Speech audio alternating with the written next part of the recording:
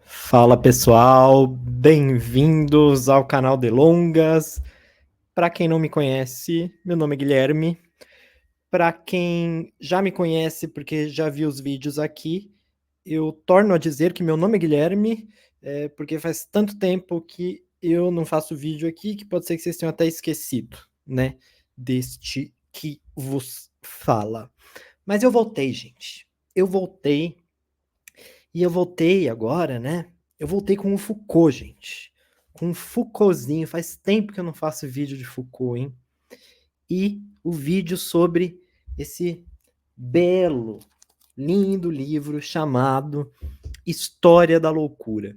O que eu vou fazer aqui com vocês hoje vai ser uma aula introdutória sobre este livro, né? E dar uma noção geral, né, sobre o que este livro fala, qual a sua abordagem teórica, filosófica, né? E trabalhar aqui com a primeira parte do livro, primeiro capítulo do livro, né? Com vocês. Alguns elementos deste primeiro capítulo do livro e espero que vocês se acomodem aí e venham comigo nesta aventura muito louca pela história da loucura. Bom, faz tempo que eu não faço vídeo mesmo, acho que é por isso que eu tô assim, gente. Mas vamos lá, vamos lá. Eu quero deixar minha cabeça pequena, como sempre, para vocês poderem ver mais o material que eu preparei do que este rostículo. Vamos lá, gente. Sem mais delongas, né? Este livro, História da Loucura na Idade Clássica, o nome, né? Ele é completo do livro, História da Loucura na Idade Clássica, foi a tese de doutorado do Foucault. Vejam só vocês, né? Que maravilha de tese de doutorado que ele fez, defendida em 1961 na Sorbonne, né? Foi publicada no mesmo ano, né?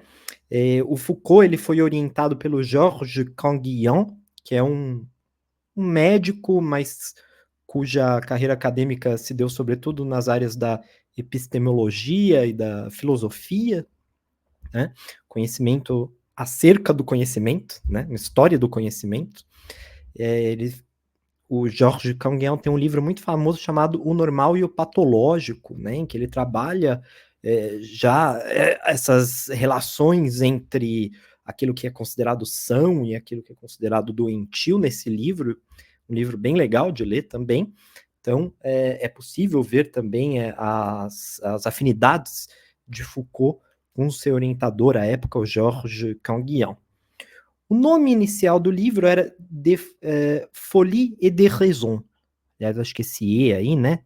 No francês faltou um T, né? Folie et de Raison. Eu quis escrever em francês, mas aí escrevi só metade em francês. Folie et com T de Raison para Histoire de la Folie. O nome original, Loucura e Desrazão, e o nome final, com a publicação final, foi História da Loucura na Idade Clássica. Eles devem até se perguntar, assim, né? Era uma pergunta que eu me fazia lá quando eu comecei a ler Foucault, gente. Meu Deus, não quero nem falar quando. O que é idade clássica, né, para o Michel Foucault? Vejam, a idade clássica, para nós, pode não soar um termo tão claro assim. Eu acho que a gente chega a lembrar até dos gregos, talvez, né? Do período da antiguidade clássica. Mas não. Quando Foucault refere-se à idade clássica, ele se refere aos séculos 17 e 18, tá? Basicamente aquilo que nós conhecemos por iluminismo, né? Vocês podem até se perguntar por que idade clássica? Porque o conhecimento produzido nesse período, ele ficou conhecido como um conhecimento clássico por aqueles que passaram a produzir conhecimento no período subsequente. Ou seja, no século XIX,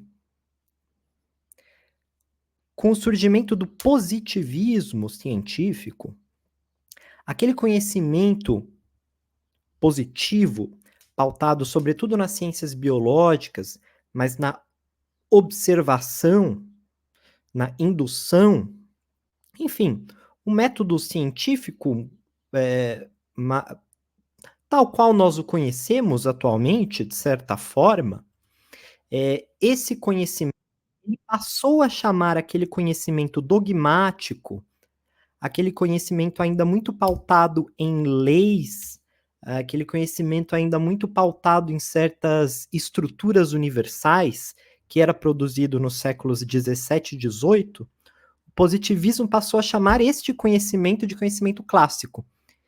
Então eles olhavam para autores como Rousseau, por exemplo, e falavam: "O Rousseau é um autor clássico. Ele não lida ainda com uma empiria, ele não lida ainda com positivismo científico nos termos que nós o fazemos hoje. Portanto, nós, cientistas do século XIX, chamamos esses caras aqui de clássicos, né? Então vejam que clássico diz respeito a isso, né? Ao período que hoje nós conhecemos por iluminismo, né? Mas que é bastante chamado, e foi nomeado de período clássico pelos autores positivistas, tanto que em algumas áreas do conhecimento, como a criminologia, nós temos ainda essa definição bastante utilizada, inclusive aqui no Brasil. Se fala, por exemplo, da criminologia clássica, de autores como Cesare Beccaria, que escreveu dos Delitos e das Penas, justamente porque ele era um autor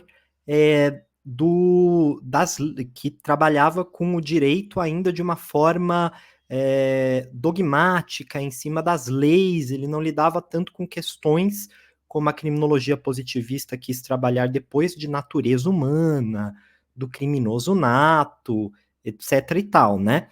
Então, Beccaria, que escreveu ali no século XVIII, se não me falha a memória, é considerado um criminólogo clássico, ao passo que autores como Cesare Lombroso é considerado um criminólogo já positivista, né? Porque ele superou este método ainda das grandes estruturas universais, se vocês quiserem, tá? Então, o Foucault ele vai estudar a criminologia, meu Deus, ele vai estudar a loucura nesse período, séculos 17 e 18, período clássico, né? Mas no seu livro, é curioso, ele fala da história da loucura na Idade Clássica, mas na verdade o seu livro ele contempla outros períodos, tá?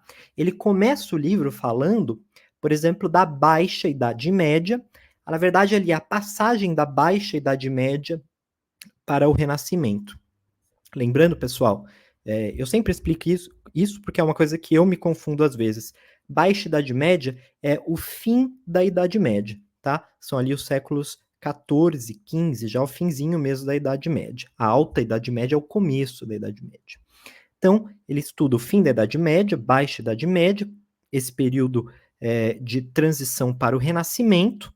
Ele estuda, enfim, a Idade Clássica, né, o período iluminista, que começou a lidar com a questão da loucura de uma forma completamente diferente da que se tinha até então, e culmina o livro, né, ao final do seu livro, ele já trabalha com aquilo que ele chama de modernidade, que é o conhecimento mais científico-natural, ou seja, pautado nas ciências naturais, que se chegou em torno da questão da loucura, tá?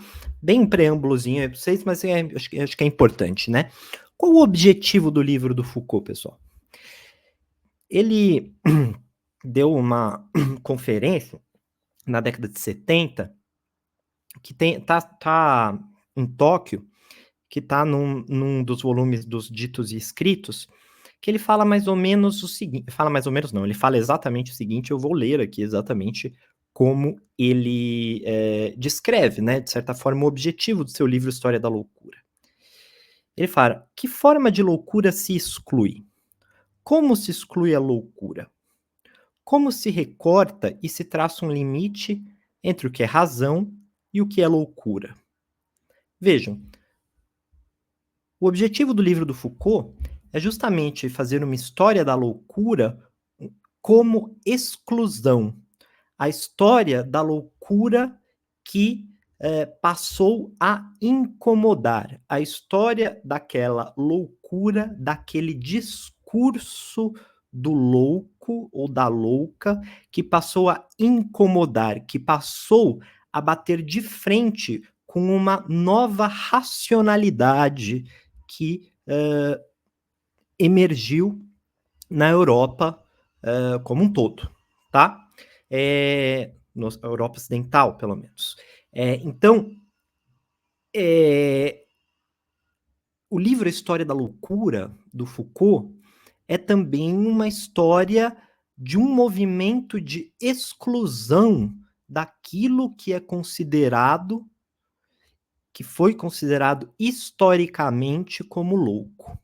E importa dizer aqui, pessoal, que o livro do Foucault, o próprio nome já diz, História da Loucura, ele traz sempre essas categorias, loucura e razão, como elementos históricos que se formam na história, que estão impregnados de história.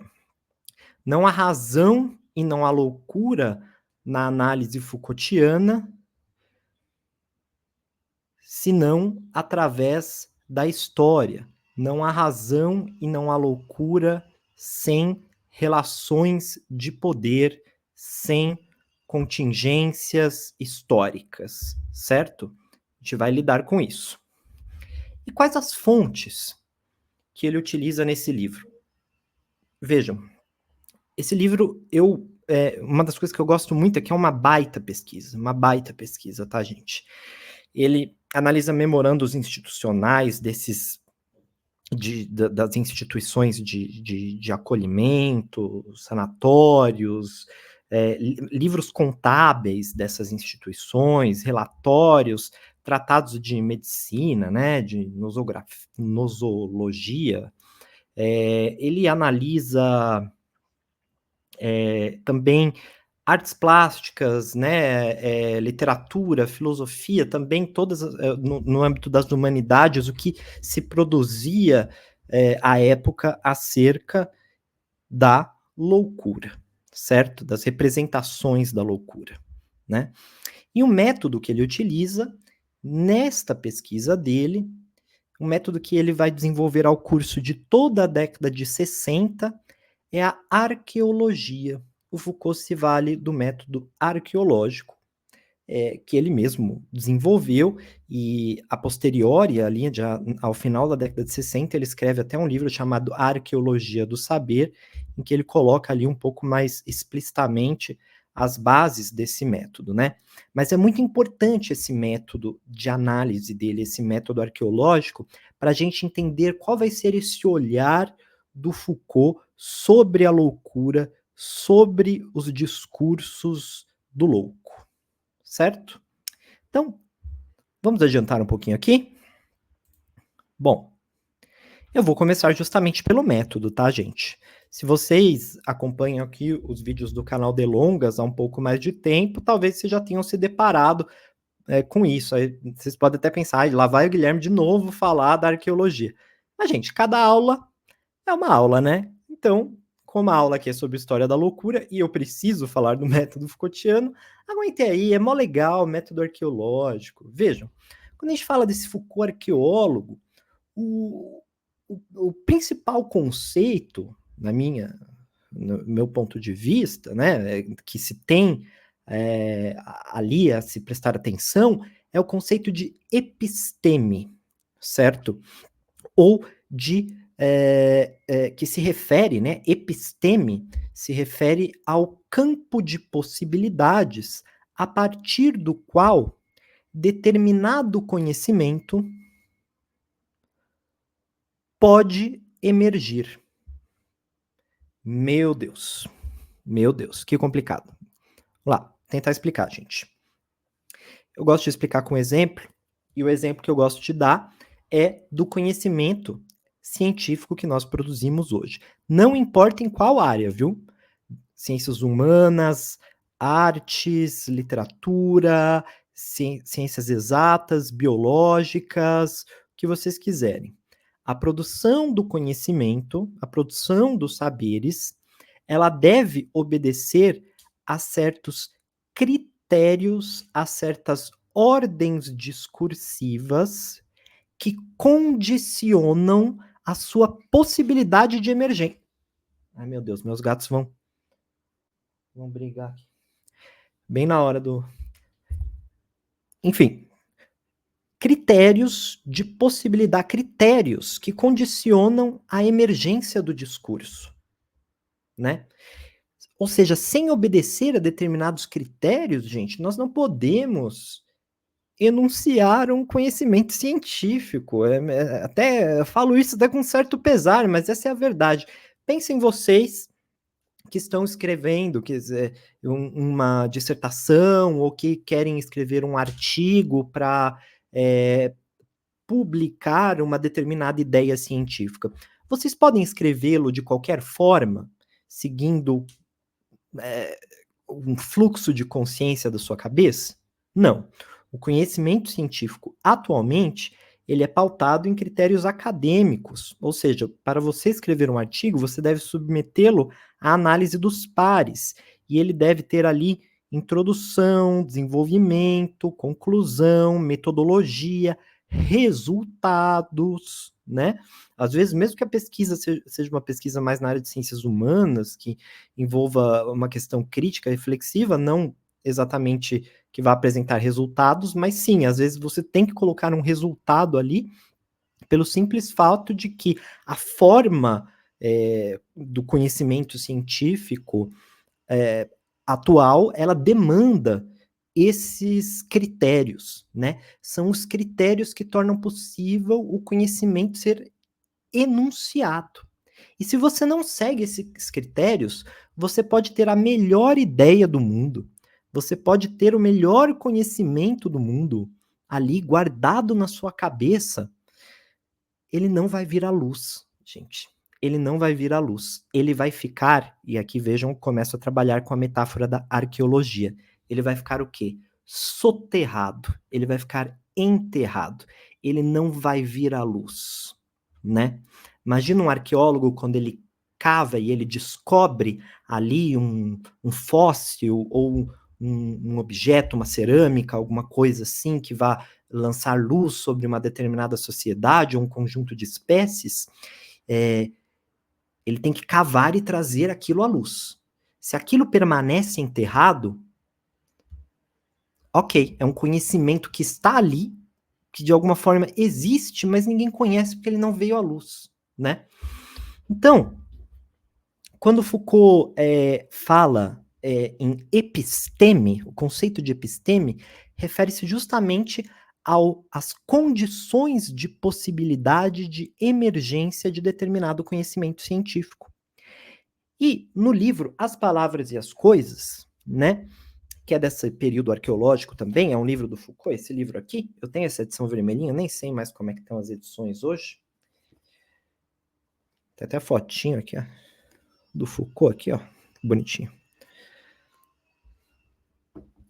Nesse livro, na introdução a esse livro, As Palavras e as Coisas, que é um belíssimo livro, aliás, é um dos livros que eu mais gosto do Foucault, juntamente com a História da Loucura, ele dirá o seguinte acerca desse método arqueológico e de sua relação com esse conceito de episteme. Ele dirá, o Foucault, que o que ele pretende fazer no seu livro é uma espécie de análise dos conhecimentos científicos. Mas não uma análise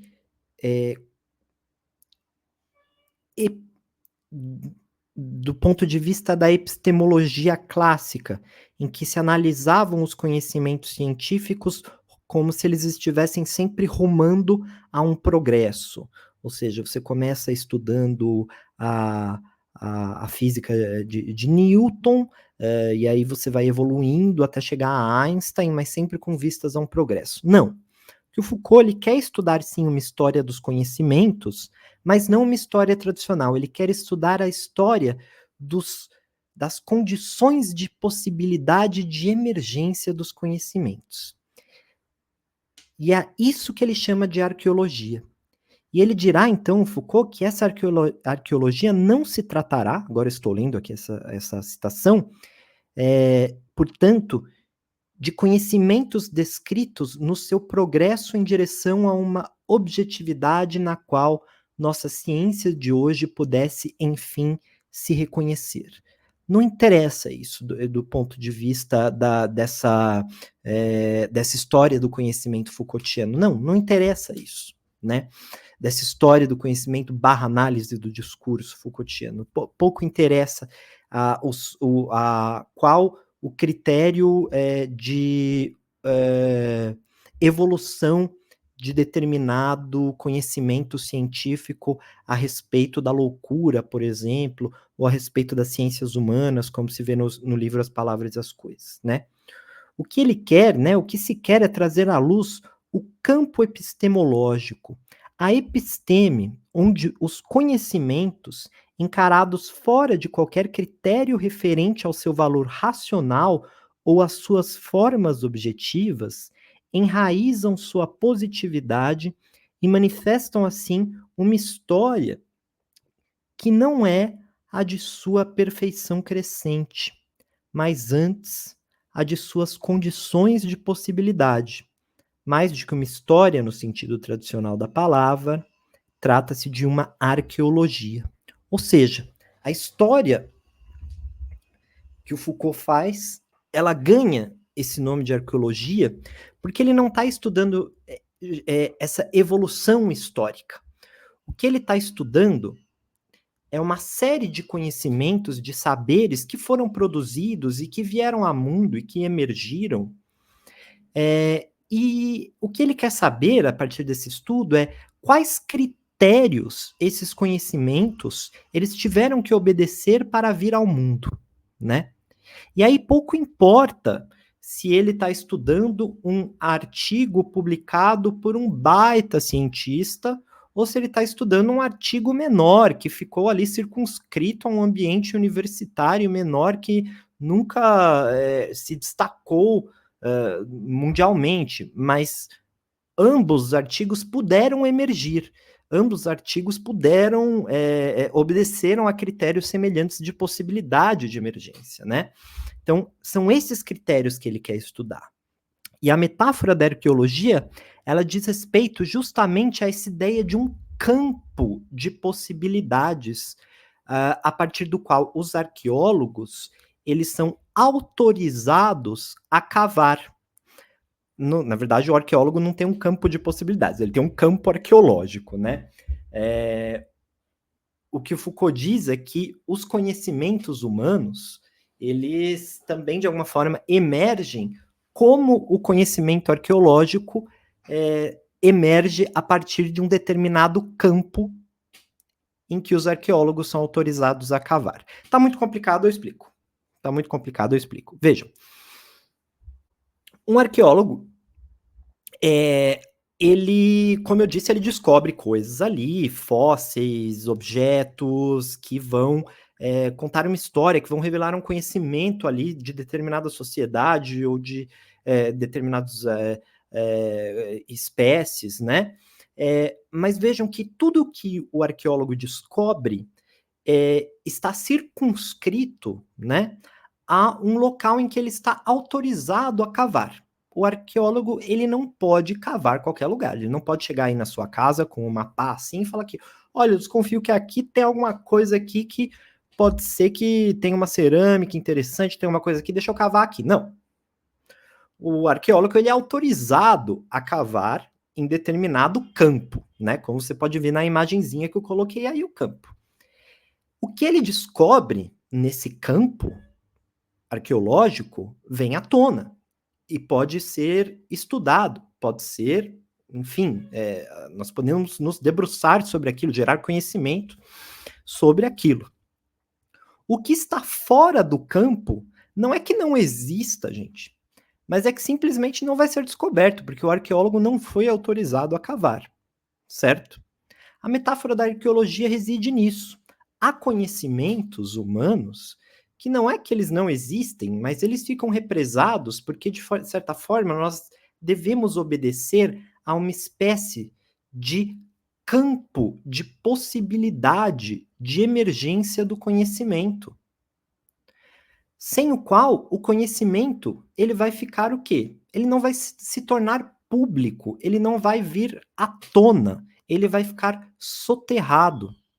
Ou seja, nós devemos obedecer, nós devemos estar assentados em um determinado chão epistemológico, seguir determinados critérios de enunciação para que o conhecimento venha à tona.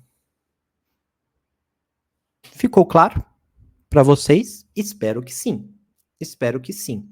E o Foucault quer lidar com esses campos de possibilidade, esses critérios enunciativos. Ou seja, olha, para você enunciar um conhecimento sobre a loucura, você deve seguir aqui uma fórmula, porque é assim que nós produzimos conhecimento, né? Hoje, como eu disse, tem a questão dos artigos científicos, mas nem sempre foi assim. E no período que o Foucault está estudando, vejam só vocês, que ele começa a estudar, e que nós também começamos a estudar, esse período da Baixa Idade Média ao período do Renascimento, né, o início do Renascimento, nós temos uma episteme, um campo, condições de possibilidades muito específicas, ou seja, o conhecimento, os saberes para serem veiculados durante esse período, eles obedeciam a um critério muito particular que o Foucault notará também no livro As Palavras e as Coisas, que é ao critério da semelhança. A semelhança. Ora, o que vem a ser a semelhança? Vejam, eu não sei se vocês já entraram em contato com obras do Renascimento, desde as artes plásticas até murais, ou o próprio conhecimento científico que se produzia no Renascimento, mas no Renascimento e também esse período da Baixa Idade Média, mas o que se havia era a percepção de que o mundo, aliás, vou expandir mais, o universo como um todo, ele estava aqui, ó. Ele estava enrolado em si mesmo. De que uma pequena partícula desse universo continha o todo desse universo, né? E o todo desse universo fazia referência a essa pequena partícula do universo. Havia uma semelhança, da ideia de semelhança, que ligava todos os elementos a serem percebidos no universo. Não é à toa que alguns conhecimentos que eram muito difundidos nesse período, eles lidavam justamente com a busca pela semelhança, a busca por aquilo que se toca em diversas áreas. Por exemplo, a astrologia, a ideia de você notar qual a semelhança entre o que ocorre nos astros, nas estrelas, e aquilo que acontece com uma pessoa, com a personalidade de uma pessoa. Personalidade de uma pessoa, ficou meio redundante. Mas, enfim, era a ideia de que aquilo que ocorre nos astros e nas estrelas se relacionam, se assemelham ao que ocorre em nossa personalidade, em nossa vida, né? O universo está conectado. A alquimia, por exemplo, era essa ideia também de que, a partir do estudo dos diversos elementos da natureza, você poderia chegar num elemento comum a todos eles, que era a pedra filosofal, né? e que uma vez chegando esse elemento comum, você também poderia produzir todos os outros elementos a partir dele. Daí havia até uma espécie de corrida do ouro dos alquimistas, né? Para se chegar nesse elemento comum. Então vejam que, ainda no livro As Palavras e as Coisas, o Foucault vai falar dessa ideia de semelhança que estava muito presente na Europa da Baixa Idade Média e no Renascimento até o final do século XVI. Então vou ler aqui com vocês.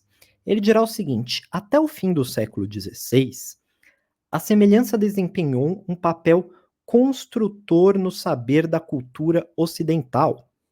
Foi ela que, em grande parte, conduziu a exegese e a interpretação dos textos. A exegese e a interpretação dos textos bíblicos, né, para quem não sabe, foi ela que organizou o jogo dos símbolos, permitiu o conhecimento das coisas visíveis e invisíveis, guiou a arte de representá-los. O mundo enrolava-se sobre si mesmo. A terra repetindo o céu. Os rostos mirando-se nas estrelas e a erva envolvendo nas suas hastes os segredos que serviam ao homem. A pintura imitava o espaço, e a representação, fosse ela festa ou saber, se dava como repetição, teatro da vida ou espelho do mundo. Tal era o título de toda a linguagem, sua maneira de anunciar-se e de formular seu direito de falar. Ou seja, se você quisesse anunciar um conhecimento, seja ele de festa ou de saber, né, como diz o Foucault, você tinha que obedecer a esse critério, a essa busca por desvelar as conexões do mundo, né? O Foucault ele analisa muito os tratados de botânica da época que versavam justamente sobre essa conexão de cada elemento da natureza, né? A raiz da árvore que sai da terra e que vira uma grande árvore florida e que dá frutos, e essa árvore é tocada por um animal que vem ali, e aquele animal, como de alguma forma ele está tocando a árvore, e aquele animal ele vai produzir algum excremento, alguma coisa que vai ser tocado por outra coisa, e assim é um ciclo de contatos, Claro que na natureza nós podemos, inclusive, observar esses contatos, mas eram contatos que eram buscados em todas as áreas, inclusive esses contatos entre a forma das constelações e a nossa personalidade, os contatos entre diversos elementos da natureza, da alquimia, né? A própria ideia da gramática, né, da gramática normativa, as ideias de estética, de exegese da época, levavam isso em consideração. A episteme, ou as condições de possibilidade de emergência do discurso, nesse período da Baixa Idade Média ao Renascimento, obedeciam a esse critério de semelhança. E, ao se versar sobre a loucura, e agora, olha, gente, eu cheguei na história da loucura, depois de meia hora eu cheguei na história da loucura. Eu gosto de grandes introduções, né? Ao se versar sobre a história, ao se versar sobre a loucura e sobre aquilo que, de alguma forma, coloca a loucura em face da razão, os conhecimentos acerca da loucura também tinham que obedecer esse critério da semelhança, da busca por conexões. Então agora nós chegamos aqui ao livro História da Loucura, do Michel Foucault. Porque vejam, olha que interessante, se a percepção que se tinha à época era de que diversos elementos do mundo se tocavam... Ixi, gente, minha bateria tá acabando. Peraí que eu pensei que o computador estava carregando, que nada, olha. Ainda bem que Já pensou? Vai tudo... Bom,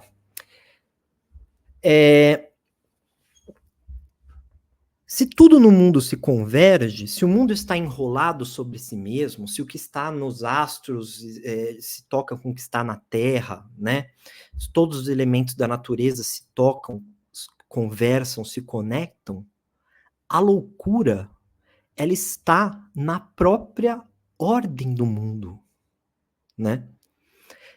E a loucura e aquilo que mais a diferencia, que é a razão, ou que é a verdade, o discurso da verdade, também se toca, também se toca. Razão e loucura, nesse período, não eram percebidos de uma forma antagônica, né? O discurso do louco, daquelas figuras que eram consideradas loucas, como nós veremos adiante, não eram discursos interditados, de certa maneira, eles poderiam até ser interditados formalmente, mas eles tinham um conteúdo que, ao fim e ao cabo, poderia se revelar como verdadeiro, e não como um mero discurso desarrazoado, que deveria ser simplesmente corrigido ou transformado. Não. O discurso do louco, o louco faz parte de um mundo em que tudo se toca, em que tudo se toca. E se há na loucura uma verdade, há na loucura uma razão. Assim como há na razão uma loucura. Vejam essa citação que eu trouxe já do livro A História da Loucura. Foucault dirá que o louco, nesse período, lembra a cada um sua verdade. Na comédia em que todos enganam aos outros e iludem a si próprios, ele é a comédia em segundo grau, o engano do engano. Veja que interessante essa formulação. O engano, do ponto de vista lógico, é a própria razão, é a própria verdade, né? Aquilo que engana, a enganação, é a verdade, né? Ele, o louco, pronuncia em sua linguagem de parvo, que não se parece com a da razão, as palavras racionais que fazem a comédia desatar no cômico. Ele diz o amor para os enamorados, a verdade da vida aos jovens, a medíocre realidade das coisas para os orgulhosos, os insolentes e os mentirosos. Acho bonita essa formulação, mas com efeito é isso, gente. O discurso do louco, ele contém uma verdade a ser observada. Ele contém uma razão. Ele contém, na verdade, ele contém uma verdade, inclusive, mais reveladora do que o discurso da pessoa sã. Ele contém uma verdade que está mais escondida, que é mais difícil de ser acessado, inclusive pela pessoa sã. Não à toa que o louco se revela nesse sentido como uma pessoa, o discurso do louco se revela como um discurso que anuncia, ou que adivinha, ou que profetiza, né?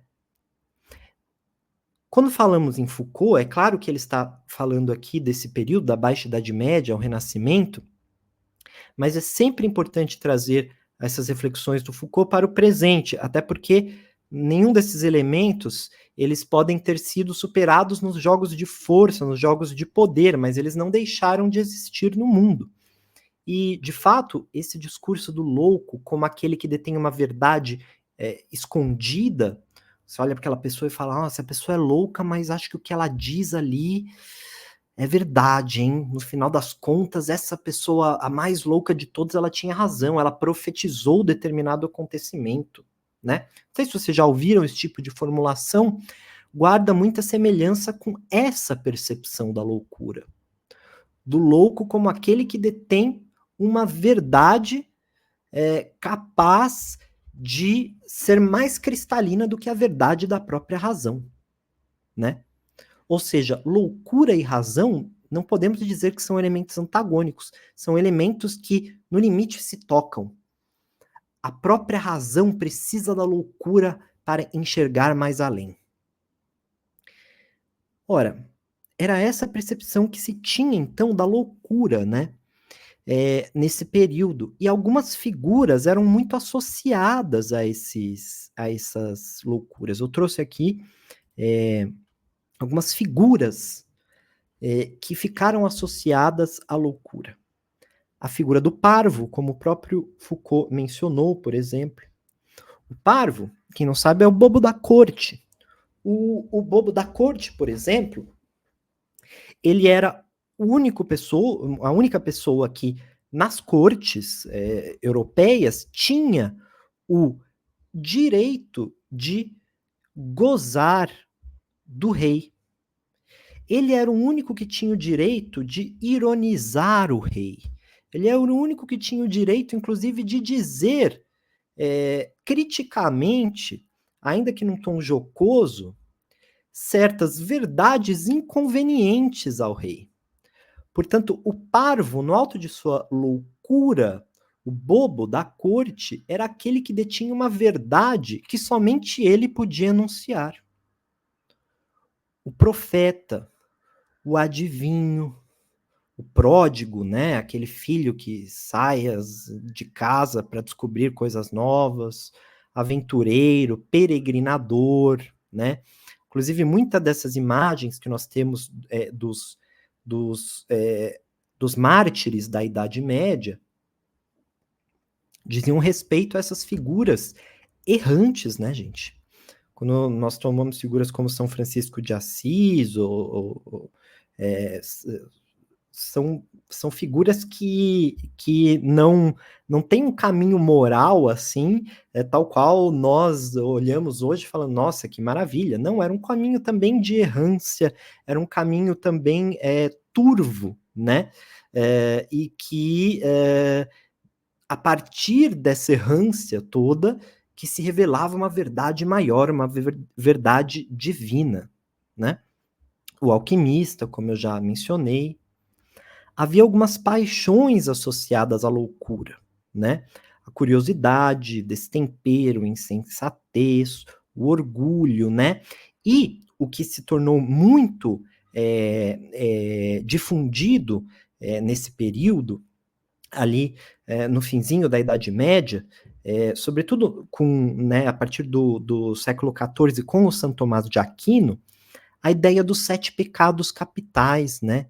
Como também paixões associadas à loucura, como, enfim, a inveja, a gula, coisas assim, que ficaram associadas à loucura e que ganharam uma relevância nesse período, justamente como um emblema de questões de paixões que fazem parte, de alguma forma, da verdade humana e que, por vezes, é preciso acessar essas paixões para se descobrir determinados sentimentos, determinadas, enfim, verdades escondidas. Eu trouxe aqui ao lado para vocês um quadro do Hieronymus Bosch, né, que é um pintor ali do fim da Idade Média fascinante, é um quadro dos 7 pecados capitais, e mostra como justamente esses 7 pecados capitais, eles estão enredados ali no mundo, né? O mundo é composto também por essas paixões desarrazoadas. E eu trouxe aqui, gente, uma passagem para finalizar essa aula de hoje, de um livro que também deste período, um livro do Erasmo de Roterdã, estou até com ele aqui, ó, O Elogio da Loucura. O Elogio da Loucura, pessoal, deixa eu só ver um negócio aqui. Ah, tá, tô vendo aqui, Ele foi publicado no século XVI, tá, gente? Tava vendo aqui porque eu esqueci de deixar aí no slide, mas é aqui. Não vou conseguir ver certinho aqui, mas o Erasmo ele viveu de 1467, finalzinho do século XV, né, até 1536, século XVI. Então ele foi publicado ou ao final do século XV ou no século XVI, tá? Portanto, estamos falando justamente desse período, da Baixa Idade Média para o Renascimento. O Erasmo de Roterdã tem esse livro incrível, eu adoro esse livro, chama Elogio da Loucura. Aliás, tanto o Erasmo de Roterdã quanto o Hieronymus Bosch, eles eram ali dos Países Baixos, né? Hoje diríamos que eles eram holandeses, talvez, né? Eles tinham interesse por esse tema bem peculiar.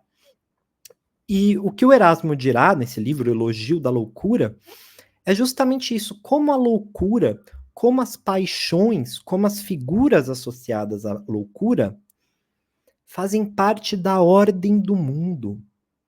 E mais, como os loucos, o discurso do louco, não só fazem parte da ordem do mundo, como de alguma forma eles organizam o mundo, eles dão as ordens ao mundo. Então vejam essa formulação do Erasmo de Roterdã. Para quem leu esse livro Elogio da Loucura e leu também o livro História da Loucura do Foucault, fica muito patente essa relação, né, do que o Foucault está falando com essa produção do Erasmo, né? Então o Erasmo ele dirá o seguinte, né, numa passagem do seu livro Elogio da Loucura, que foi por amor a essas loucuras que os maiores heróis fizeram ações brilhantes, que os poetas e os oradores elevaram até os céus. É essa loucura que ergue as cidades, ela é que sustenta os impérios, as leis, a religião, os conselhos, os tribunais. Em uma palavra, é essa loucura a base e o fundamento da vida humana, e que governa o universo a seu capricho. Como eu disse, não é somente a loucura na ordem no mundo, mas é a loucura dando as cartas no mundo. É o destempero, é a desrazão como fatores de mobilização, como fatores de construção das ideias, como fatores de construção das instituições que mobilizam o mundo, como a religião, como o direito, as leis, os tribunais, né? Então vejam a loucura, o destempero na ordem do mundo. Era assim que se percebia, em linhas gerais, a ideia da loucura nesse período histórico específico, da Baixa Idade Média ao Renascimento. Porém, o período que o Foucault quer estudar mais detidamente é justamente o período posterior a este. É a Idade Clássica, os séculos 17 e 18. E aí é curioso, porque a loucura neste período, na Idade Clássica, vai haver uma cisão muito importante entre a razão e a loucura. A loucura ela vai cada vez mais deixar de ser percebida como um elemento que contém uma verdade, que contém uma luz, que contém algo ali escondido, uma joia escondida a ser revelada, e passar a ser entendida cada vez mais como algo a ser evitado, como algo a ser excluído, segregado da sociedade, se possível, inclusive em instituições de segregação, né? Tamanho mal que a loucura produz em contato com a sociedade dita sã. Então a loucura, ela deixará de estar na ordem do mundo. A loucura vista sob esse prisma da semelhança, em que ela está conectada com todos os elementos do mundo, inclusive com a razão, passará a ser vista por outro prisma. Um prisma, como eu disse, da segregação. Certo?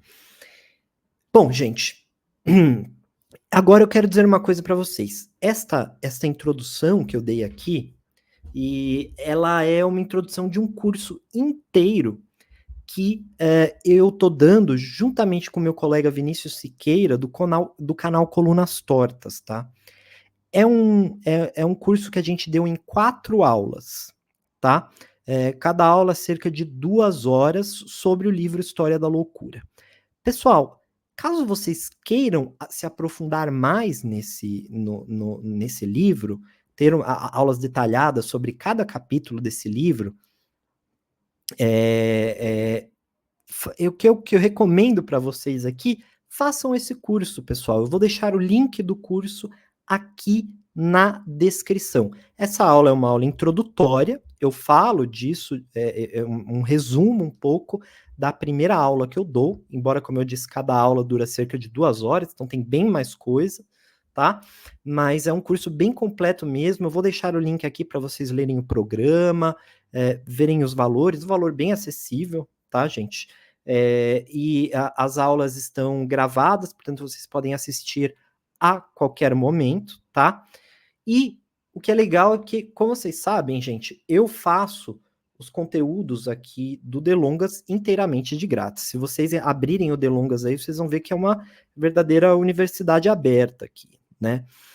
Esse, de fato, pelo trabalho que nós tivemos, a gente teve que se debruçar assim, em cada capítulo do livro, uma fonte bibliográfica que se estendia para outros autores, também outros textos, a gente decidiu fazer na forma de um curso e colocá-lo à venda pela qualidade mesmo que ficou o material. Eu acho que vocês vão gostar bastante se vocês se interessaram pelo conteúdo que vocês viram aqui.